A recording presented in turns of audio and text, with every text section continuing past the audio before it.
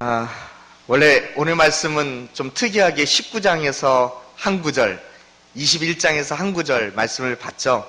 원래는 그 사이에 있는 모든 말씀을 다 봐야 사실 좀 이해가 될 수 있는 말씀인데 왜 그런지 아십니까? 오늘 사사기 말씀의 마지막 결론을 좀 말씀드리려고 하기 때문에 그렇습니다. 마지막 메시지를 전하려고 하기 때문에 그 내용들이 나오는 본문을 봐야 하고 그 본문이 좀 길기 때문에 사실 앞과 뒤만 보는 생략된 내용으로 봤습니다. 그러니까 제가 이제 뭐 할 거예요? 설명해 드릴 겁니다. 어떤 이야기가 결론 부분에서 나오는지 설명해 드릴 테니까요. 우리 성도님들도 이 말씀을 따라 좀 잘 따라와 주시길 바라겠습니다. 자, 오늘 함께 나누는 말씀은 사사기 결론을 또다시 한 번 더 말씀드리려고 합니다. 왜 제가 결론을 또다시 말씀드린다라고 할까요? 결론이 몇 개라서요? 혹시 기억하세요? 사사기의 결론이 몇 개라고요? 네, 2개이기 때문에 그렇죠. 그래서 오늘 나눌 말씀은 사사기 2번째 결론의 말씀입니다. 자, 우리가 전체적으로 살펴봤던 사사기의 가장 큰 특징이 있었습니다. 전에 말씀 전하면서 서론 부분에서인지 본론에서인지 제가 분명 이 특징을 말씀드리고 넘어갔을 텐데요. 사사기는 계속해서 일정한 사이클로 돌아간다는 것입니다. 근데 사이클로 돌아가요. 뭐 하나님의 은혜를 구하다가 또 다시 사사를 보내시고 사사를 통해 구원받고 또 다시 하나님의 은혜를 잊어버려서 또 죄악으로 들어가고 또 다시 고난을 당하면서 또 하나님 앞에 사사를 구하고 은혜를 구하고 이런 계속 돌아가는 사이클이거든요. 근데 문제는요, 한 사이클이 끝나고 다음 사이클로 또 들어가면 더 타락한다는 게 문제입니다. 더 나빠진다는 게 문제인 거예요. 이스라엘 백성들의 영적인 부분이 계속해서 성장해 가는 게 아니라 점점점 추락해 간다는 게 문제죠. 자, 이 결론도 마찬가지입니다. 첫 번째 결론도 이 이스라엘 백성들 막 살아가네, 막 살아. 이렇게 생각되지 않았습니까? Sure, why not? 이라고 하는 제목으로 저번에 말씀드렸었는데 내가 안 될 게 뭐가 있어? 이러면서 이 믿음의 백성들이 믿음 안에서 말씀 따라 살아야 되는데 자기들 마음대로 막 살아가던 모습, 그게 충격이었었지 않습니까? 오늘 2번째 결론은 어떤지 아십니까? 첫 번째 결론을 말씀드렸던 그 내용보다 더한 이야기가 등장합니다. 이 이야기 자체가 너무 어두워요. 그리고 암울합니다. 완전 애들 말로 이게 말이 안 되는데요. 개비극, 애들 말로 개자가 들어가면 무슨 뜻이냐면 우리가 멍멍이를 생각하시겠지만 그게 아니고요. 더욱더 심한 이런 뜻을 갖고 있거든요. 그러니까 개자를 붙여서 개비극 이렇게 말씀드렸지만 더 심한 비극적인 일들, 이런 이야기들이 오늘 말씀에 등장하고 있습니다. 첫 번째 등장했던 인물들 가운데 혹시 기억하시나요? 레인 청년이 등장했었죠. 그 레인 청년은 제사장을 감당하는 일에 있어서 돈 문제, 또 자기의 정책성 문제로 이야기 말씀을 드렸다면 오늘도 레인이 또 나옵니다. 그런데 이게 같은 레인이 아니에요. 그때 청년 레인이 또 자라갖고 이제 성인 레인이 되어서 이런 이야기가 아닙니다. 이 레인에겐 뭐가 있었냐면 첩이 있었다고 소개합니다. 혹시 우리 청년들은 지금 비전으로 해서 예배하고 있겠지만 남자 청년들 같은 경우 여러분이 혹시 결혼을 하지 않으셨다. 혹시 나중에 우리 남자 청년 같은 경우는 첩을 두고 싶을까요? 요즘은 첩이라는 말이 사라졌죠. 그렇죠. 근데 아내가 둘이라 과연 좋을까요? 네, 이게 좀 여러분들 이해가 되실지 모르겠지만 제 아내도 저기 위에서 예배하고 있습니다. 많은 결혼한 남자분들이 아내 한 분도 감당하기 어려워하시죠? 그렇죠. 점점점 나이가 들면 들수록 아내분의 눈치도 많이 살펴보셔야 하고요. 그런데 둘씩이나 있다는 건 어떠실까요? 네. 자, 그런데 왜 오늘 말씀에 나오던 사람도 그렇지만 왜 사람들이 첩을 두었을까요? 그 이유는 솔직하게 2가지로 말씀드릴 수 있지 않을까 싶습니다. 첫 번째는요, 세컨드 와이프입니다. 2번째 아내인 겁니다. 첫 번째 아내를 통해서 아들을 얻지 못하니까 2번째 아내를 두어서 아들을 보려고 했던 경우, 이런 경우가 이스라엘뿐만 아니라 우리나라도 참 많지 않았습니까? 2번째는요, 좀 좋지 않은 단어지만 성적 대상으로 삼으려고 하는 경우가 참 많다고 합니다. 그러기에 이 첩에게 있어서 레이는 누가 되느냐? 한편에서는 남편이 되기도 하지만 또 다른 한편에서는 성적 놀이개로 삼는 그녀의 주인이 되는 경우이기도 한다는 말씀입니다. 여러분, 결코 첩을 두는 결혼관은요, 성경적이지 않습니다. 성경의 결혼관을 우리 성도님들은 어떻게들 알고들 계신가요? 우리 청년들 같으면 사실 어렴풋이들 알고 있지 제대로 배운 적이 많지 않지 않을까 그 생각이 좀 듭니다. 여러분, 창세기 2장 24절 말씀을 보면요, 결혼이란 뭐냐? 한 남자와 한 여자 사이에 이루어진다고 말씀하고 있습니다. 그래서 이 둘이 한 몸을 이루는 것, 이게 결혼이고 이게 가정을 이룬다고 말씀하세요. 그러나 사람들은 어떤 결혼관을 갖고 있죠? 우리나라도 불과 얼마 전까지 첩을 두고 있는 결혼관을 갖고 있었습니다. 심지어 역사 속에 많은 시대, 많은 나라 사람들이요, 이 첩을 두는 가정관을 다들 선호했다는 것을 아십니까? 이슬람도 아내가 여럿일수록 능력 있는 남자라고 인정들을 해준답니다. 그런데 이 이슬람에서는요, 자살 폭탄 테러를 하면, 자살 테러 있잖아요. 그걸 하면 순교로 인정되어서 즉시 천국에 가는 것뿐만 아니라 한 가지 더 혜택이 더 있다고 가르친답니다. 전에 미국에 좀 좋지 않은 기억이지만 9.11 비행기 테러 사건 기억하시죠? 그 테러의 테러범들 지도자가 이 자살 테러범들에게 이런 이야기를 해서 격려해 줬답니다. 얘들아, 천국에선 처녀들이 우리를 기다리고 있다. 이렇게 말이죠. 이런 걸 이야기하는 사람들이나 이런 걸 믿고 자살 테러하면서 나 간다. 천국으로. 그곳에 나의 처녀들이 기다리고 있다. 이게 뭡니까? 그렇죠? 여튼 이 레이린도 첩이 있었습니다. 그런데 이 첩이 행음을 합니다. 성적인 죄를 저질러요. 그래서 남편을 떠나 친정으로 뭘 가냐면 도망을 갑니다. 그런데 이 남편이 4개월 정도 기다리다가 첩은 분명 자기의 소유거든요. 그러니 잃고 싶겠어요? 잃지 않고 싶겠어요? 잃고 싶지 않겠죠. 그래서 다시 데리고 와야겠다. 좀 좋은 말 해갖고 좋은 말로 좀 다시 데리고 와야겠다. 그래서 하인과 나귀를 데리고 이 첩의 친정집으로 찾아갑니다. 거기서 장인을 만나고 거기서 며칠 정도 머물게 됩니다. 자꾸 장인이요, 머물라고 더 머물면서 그대의 마음을 즐겁게 하라고 하면서 장인이 계속 누구 눈치 보냐면 사위 눈치를 봅니다. 그런 모습에 좀 상상이 가세요? 장인어른이 사위 눈치를 본다는 게요. 왜냐하면 자기 딸이 행음해서 어쨌거나 안 좋게 와 있는 거잖아요. 거기다가 남편이지만 이 첩이라는 위치는 남편이 이 딸의 주인이거든요. 그 주인을 피해 도망쳐 왔으니 무슨 형벌이라도 내리지 않을까 두려워하지 않겠습니까? 그러니 눈치를 보는 겁니다. 그런데 사위가 순순히 그냥 자기 딸을 데리고 갈 그 낌새를 치고선 안도를 하죠. 그런데 이 이야기 속에서 흥미로운 건 그 첩, 그 여자를 다시 데리고 가려고 오면 좀 물어는 봐야 할 것 아니겠어요? 네 남편 따라갈래? 너 내가 괜찮으니까 다시 가서 살자. 이런 식으로 물어는 봐야 되는데 그 여자를 데리고 가는 걸 레인 마음대로 결정하고요. 그 아버지의 마음대로 내린 결정대로 진행하고 있더라는 것입니다. 여자의 마음, 여자의 생각, 여자들의 의견은 그 어디 안중에도 나타나 있지 않습니다. 이게 사실 이 시대의 대표적인 모습인 겁니다.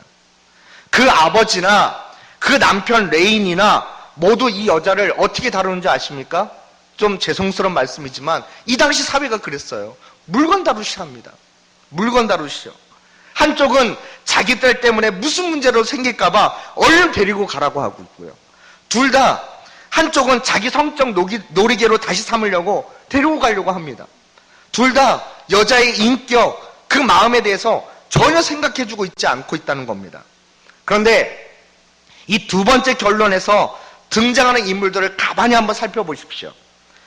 제사장 비느하스만 나오는 부분만 빼곤요, 모두 공통적인 사항이 하나 있습니다. 이름들이 없어요. 이름이 안 나와 있어요. 아니, 태어나면서 이름 없이 뭐 거시기 씨, 아무개 씨 이렇게 부른 게 아니고요. 일부러 이름을 성경이 안 가르쳐 줍니다. 안 기록해놔요. 왜 그런지 아십니까? 이 두 번째 결론에 나오는 이 익명의 이름 없는 이 등장인물들이 바로 누구의 모습이냐면 지금 너희들의 모습, 지금 이스라엘 백성들의 모습이라고 찌르고 있는 것입니다. 그 당시 아버지들이 이런 식으로들 살아가고 있고, 그 당시 레인들조차도 이런 식들로 살아가고 있고, 그 당시 여자들은 모두 이런 식으로 취급들을 당하며 살 수밖에 없었던 너무나 어둠컴컴한 시대, 너무나 어두운 모습들이었고, 이제 이스라엘 백성들조차도 이렇게 점점점 어두워져 가고 있다, 이걸 말하고 있다는 것입니다. 자, 다시 이야기로 돌아올게요. 이 레이는 다시 자기 첩과 하인을 데리고 자기 집으로 돌아가는데요, 이 여부스 땅이 가까이 왔을 쯤에 날이 저물어 버립니다. 그 하인은 이제 더 이상 갈 수 없으니까 여기서 그냥 쉬고 가는 게 좋겠다 했는데, 레이는요, 야, 이스라엘 땅도 아닌 여부스 땅? 이 이방 사람의 성읍은 이스라엘 사람들에게 너무 위험한 곳일지 모르니까 거긴 들어가지 말자 합니다.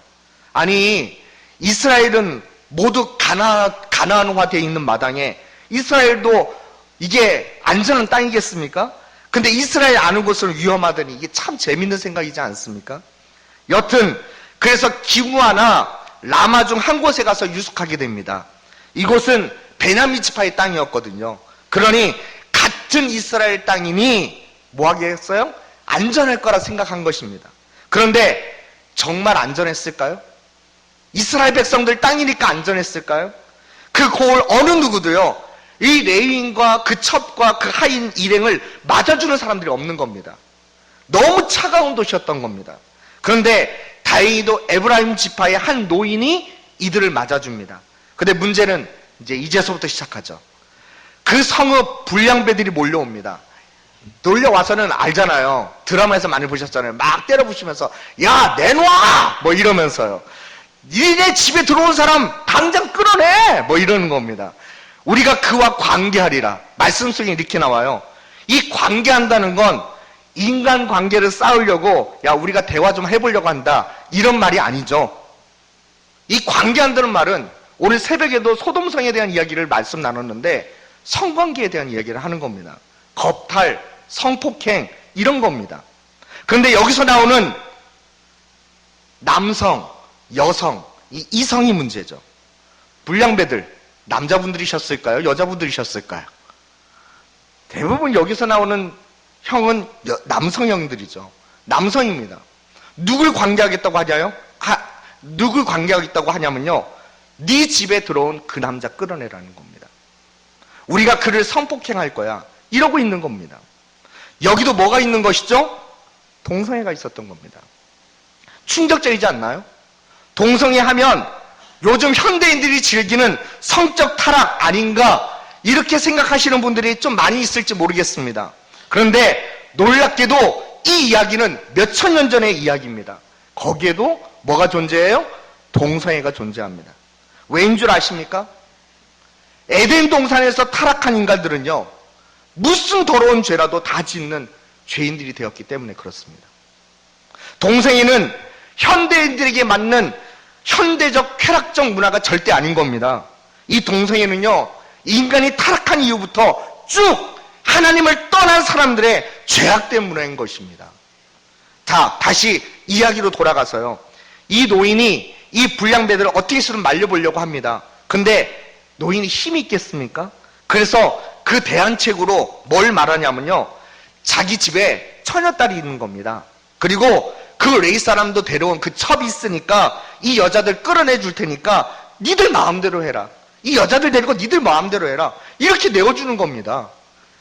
에브라임 사람 이 노인도 그렇고 레인도 그렇고 첩의 아버지도 그렇고, 아니 이 당시 모든 사람들이 그렇고요.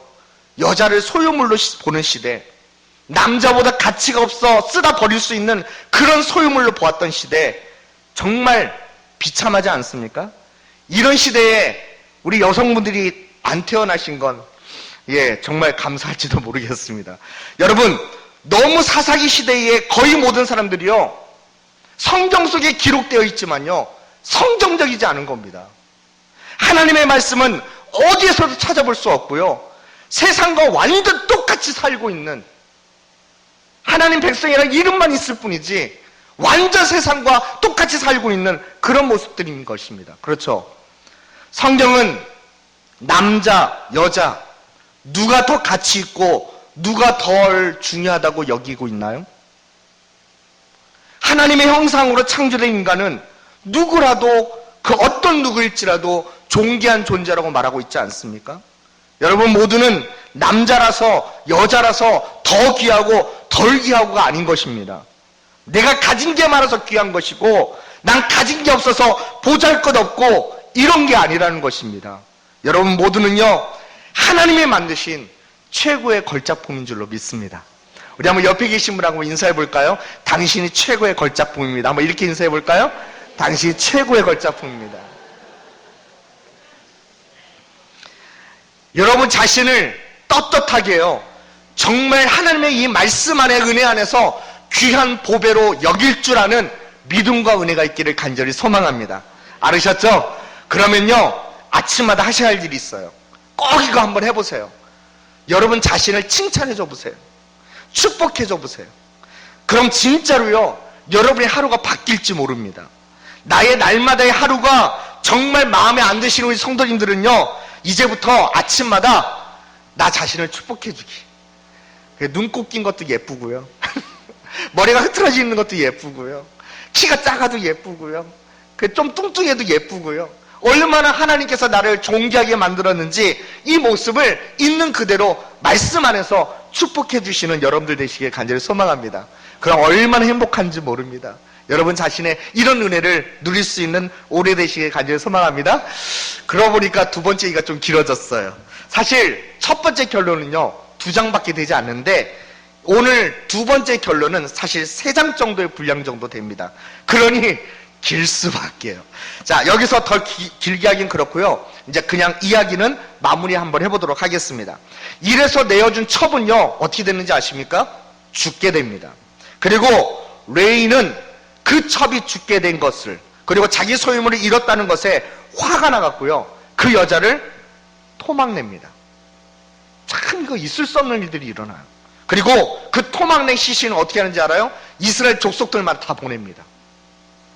그래서 이 분노는요 삽시간에 이스라엘 민족들 전체에 번지게 된 것입니다. 그리고 지파들 간의 전쟁으로 번져나가고 급기야 한 지파가 몰락하게 되는 그런 사태까지 일어나게 됩니다. 이게 두 번째 결론의 스토리입니다. 저는 이 스토리를 묵상하면서 하나님께서 마지막 이 사사기의 말씀을 통해서 무엇을 말씀하시는 걸까 한번 고민해 볼 수밖에 없었습니다. 결론은 아까 처음에 말씀드렸던 것처럼 사사기는 점점점 타락해가는 점점점 믿음이 망해져가는 이스라엘 백성들을 고발하고 있는 말씀입니다. 이것을 통해 한번 두 가지의 말씀으로 한번 마무리를 지어봤으면 좋겠습니다. 자, 한번 보여주시겠습니까? 첫 번째 한번 읽어봐 주실래요? 첫 번째입니다. 첫 번째 마무리입니다. 시작. 진정한 왕이 우리 안에 안 계시면 절대 믿음 안에 설 수 없습니다. 마지막 첫 번째 결론은 이겁니다. 진정한 왕이 우리 안에 계시지 않으면 절대 믿음 안에서 설 수 없는 게 우리들이라는 사실입니다. 두 개의 결론의 말씀 속에 중간중간 계속해서 이런 말씀들이 등장했다는 걸 여러분 아십니까? 17장 6절 말씀 한번 보여주세요. 그때에 이스라엘의 왕이 없었으므로 사람마다 자기 소련에 옳은 대로 행하였다는 말이 17장 6절에 나오는 말씀입니다. 18장 말씀입니다. 그때에 이스라엘의 왕이 없었고 하면서 시작됐던 이 말씀도 사사기 18장 1절에 있는 말씀입니다. 19장 말씀입니다.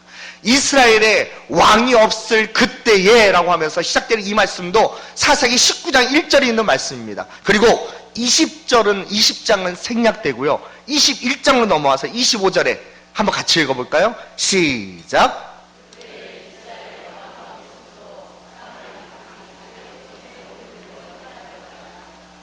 여러분 잘 보셨나요?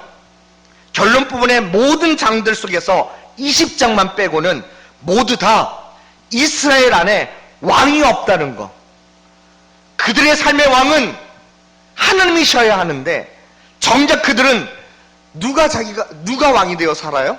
자기가 왕이 되어 살고요, 자기가 주인 되어 살아가니 결과적으로 믿음들은 무너지게 되고 그들 삶도 소돔성보다 더 악이 판치는 저질스러운 문화, 가치관들이 판을 치고요, 세상과 똑같이 되는, 가난화되는 이런 이스라엘 백성들의 모습을 볼 수밖에 없는 것입니다. 그래서 사랑하는 성도 여러분, 여러분들 삶에도 누가 왕이 되시고 있느냐, 이게 중요하다는 겁니다. 하나님이 왕이신가요? 내가 왕인가요? 하나님 마음대로 온전히 순종하고 있나요? 내 마음대로 학교 진학, 직장 취직, 사업, 사역하는 거 그거 구상하고 내 마음대로 가고 싶은데, 하고 싶은 거 다 내 마음대로, 내 기준대로 그렇게 살아가고 계신가요? 누가 대체 우리들 삶의 왕이 되고 계신가요? 이걸 꼭 우리 자신에게서 살펴보라는 말씀인 것입니다. 두 번째 마무리하고 싶은 주제가 이겁니다. 한번 같이 읽어볼까요? 시작. 사사기 역사 속에 누가 계신지를 볼 수 있는 눈이 필요합니다. 사사기는 점점점 진하게 타락해가는, 더 어두워지는 현실들을 이야기하지만 이 사사기 역사 속에 과연 누가 진짜 계신지를 볼 수 있는 눈이 필요하다는 것입니다. 여러분, 사사기서에서 점점점 타락해가는 이스라엘임에도 불구하고 그들을 끝까지 포기하지 않으시고 그들을 구원하시기 위해 사사들을 계속해서 보내시는 분이 등장한다는 걸 볼 수 있어야 하는 겁니다. 사실 사사기는요, 타락의 성경이 아닙니다.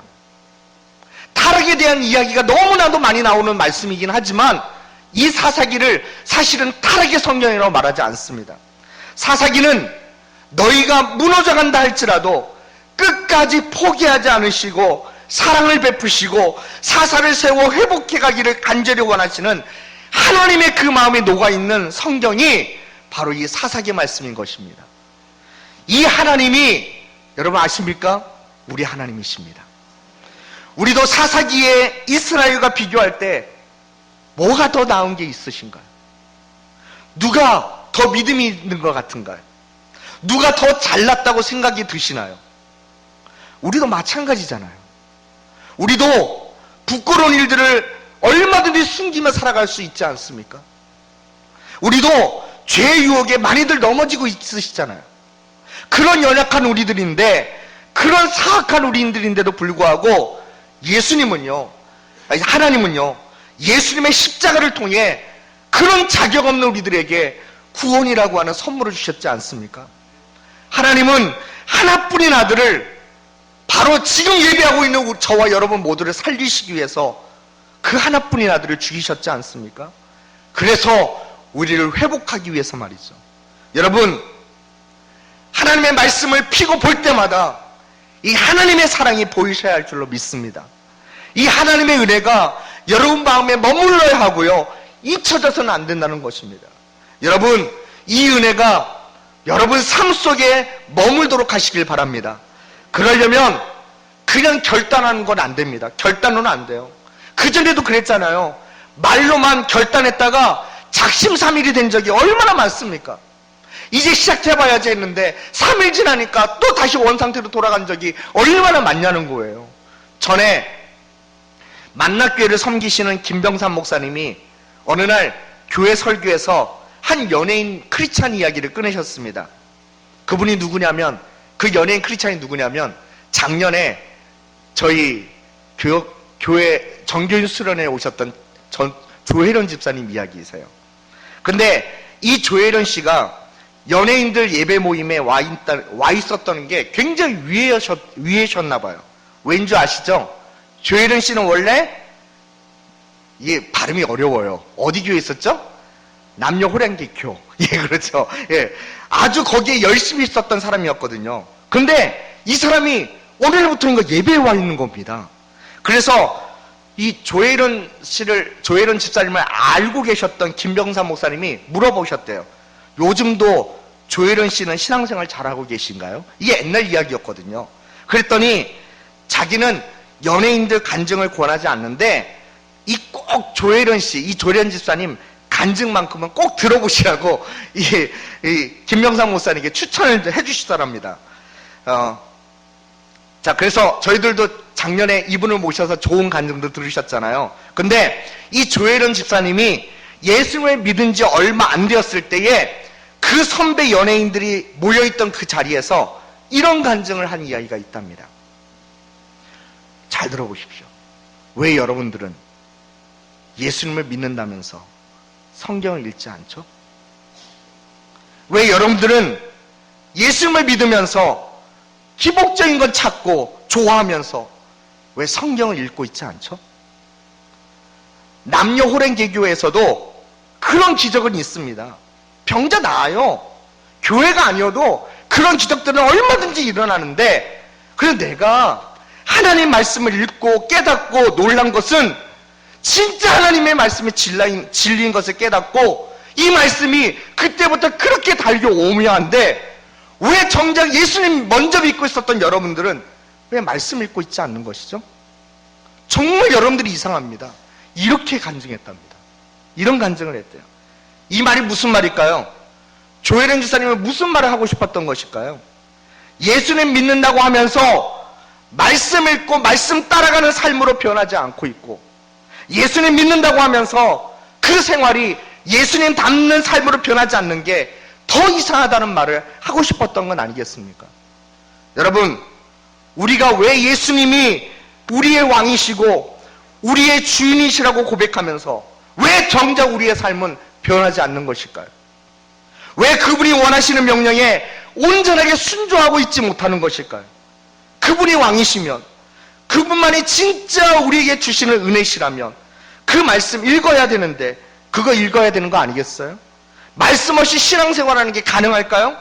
여러분, 말씀 없이 사역들을 감당한다는 게 이게 가능한 이야기인 것입니까? 저도 전에 같이 사역을 감당했던 형제자매들이 있었습니다. 한 20명, 30명 되는 친구들인데 그 친구들을 모아놓고 같이 훈련을 하면서 이런 이야기를 좀 그날은 강하게 했던 적이 있었습니다. 무슨 말을 했냐면요, 여러분들이 말씀을 읽지 않는다면 당장 그 사역들 내려놓으시라고. 말씀 읽지 않는다면 찬양단 하지 말라고. 아니, 말씀 읽는 것과 찬양단이 무슨 상관이냐, 이런 눈으로 쳐다봐요. 말씀 읽지 않는다면 교사들 하지 마시라고. 왜요? 왜 그런 거죠? 말씀을 읽으며 하나님의 뜻을 깨달으면서 그 말씀에 순종하며 감당해야 할 중요한 사역들을 감당하고 있는 친구들인데, 어떻게 말씀 없이 하나님의 뜻도 모른 채 그냥 사역만 하는 사람들이라고요? 이게 얼마나 위험한 일인지 아십니까? 그리고 그분이 왕이시라면, 그분만이 진짜 우리의 만족이시라면 왜 기도하지 않는 것이죠? 기도 없이 하나님의 뜻을 어떻게 알 수 있습니까? 기도 없이 어떻게 우리가 믿음 생활할 수 있다는 것인가? 이게 신기한 거예요. 사랑하는 성도 여러분, 저는 올해를 시작하면서 조금 두려워하는 마음이 하나 있습니다. 뭐가 두렵냐? 우리 연초만 시작되면, 특히 우리 이제 2020년을 시작하면서 다들 뭔가 작정들 하신 것 같긴 해요. 왜냐하면 수요 예배 숫자가 달라졌어요. 금요 기도의 숫자가 달라졌고요. 새벽 기도의 숫자도 좀 달라진 듯 합니다. 조금씩 더 나오시는 분들이 계신 겁니다. 그러나 한 달, 두 달, 세 달 지나면서 여러분들의 그 말씀 생활, 기도 생활이 또다시 끊어질까 봐 겁이 나는 거예요. 목회자 입장에서는. 여러분, 말씀 없는 사람, 기도 없는 사람들이랑 어떻게 하나님 나라를 잘 섬겨갈 수 있겠습니까? 말씀 없고 기도 없는 사람들이 어떻게 하나님 나라의 일들을 잘 감당할 수 있겠습니까? 전 우리들이 그렇게 되지 않을까 걱정이 되는 겁니다. 여러분, 우리 단단히 결단하셔야 됩니다. 올해를 시작하는 정말 은혜 넘치는 한 해가 되기를 간절히 소망한다면 더욱더 마음에, 더욱더 우리 삶에 결단할 수 있는 은혜가 있기를 간절히 소망합니다. 나는 말씀 없이는 못 삽니다. 나는 기도 없이는 못 삽니다. 왜냐하면 나에겐 주님만이 내 삶의 왕이 되시기 때문에 그렇습니다. 여러분, 이 주님의 은혜, 이 왕의 은혜를 여러분들 삶 속에서 계속해서 누리시려면요, 기억하십시오. 말씀 없이는, 기도 없이는 절대로 안 되는 것입니다. 올해 더욱더 말씀의 은혜 안으로, 기도의 능력 안으로 달려가는 우리 대전서문교회 성도님들 모두가 되시기를 간절히 축원드리겠습니다. 우리 시간 함께 기도했으면 좋겠습니다. 여러분, 우리가 예외는 아닌 거예요. 우리도 우리의 삶 속에 진정한 왕 되신 주님 붙잡지 않으면, 그래서 그분의 말씀 앞에 엎드리고 그분의 뜻을 알기 위해 기도하면서 엎드리는 바로 그 삶이 우리 안에 없으면요, 우리도 무너지는 것 마찬가지입니다. 이스라엘 백성들보다 더 심할걸요? 오늘 우리 삶에, 우리 믿음에 결단을 했으면 좋겠어요. 내가 올해 처음 시작하면서 그렇게 말씀 보려고, 그렇게 기도 생활하려고 결단했는데 작심삼일인 거예요. 며칠 지나고 몇 주 지나다 보니까, 명절 지나다 보니까 다 잊어버리고 끊어져 버리는 거예요. 여러분, 늦지 않았어요. 이제 또 시작하면 됩니다. 다시 시작하면서 올해 2020년 12월까지, 아니 우리 평생 동안 말씀의 사람으로, 기도의 사람으로 살게 하여 주옵소서라고 우리 시간 마음을 다하여 함께 기도할 수 있기를 바랍니다. 간절히 기도하겠습니다. 하나님 감사합니다. 주의 은혜 앞에 나아가는 우리 사랑하는 성도님들 모두가 오늘 이스라엘 백성들의 이런 모습을 보면서, 마지막 두 번째 결론의 말씀을 보면서 우리 자신들을 되돌아봅니다. 하나님, 우리도 똑같이 넘어지고 무너질 존재들입니다. 그러나 우리를 붙들고 일으켜 주셔서 올해에 결단하고 다짐했던 말씀의 사람 되기를 간절히 소망했던 거, 기도의 사람 되기로 간절히 소망했던 거 회복되게 하여 주시옵소서. 그래서 12월 달까지, 아니 우리 살아가는 평생 동안 주와 함께 동행하며 아버지의 말씀을 붙들고 하나님 앞에 엎드리며 날마다 주의 은혜를 경험하고 누리면서 살아가는 믿음의 성도들 모두가 되게 하여 주옵소서. 주님, 이런 은혜와 축복이 우리 모든 살아가는 서문교회 성도들마다 일어나게 하여 주시사 이 은혜로 살아가는 우리 모두가 될 수 있게 역사하여 주옵소서. 주님, 정말로 주님의 뜻을 붙들고 하나님 그 말씀에, 그 기도에 하나님의 은혜를 구하며 나아갈 줄 아는, 그래서 하나님 나라를 섬길 줄 아는 믿음의 성도들 모두가 될 수 있도록 축복해 주옵소서. 살아계신 하나님 아버지, 오늘 우리가 이 사사기의 두 번째 결론의 말씀을 보면서 우리도 이렇게 어둠침침해지고 영적으로 무너진 이스라엘 백성들을 결코 손가락질로 할 수 없음을 다시 한번 깨닫습니다. 우리도 너무 연약한 자들입니다. 올해 시작하면서 말씀을 그렇게 읽겠다고 다짐했고 기도를 그렇게 하겠다고 다짐했는데 우린 너무 게으른 종들입니다.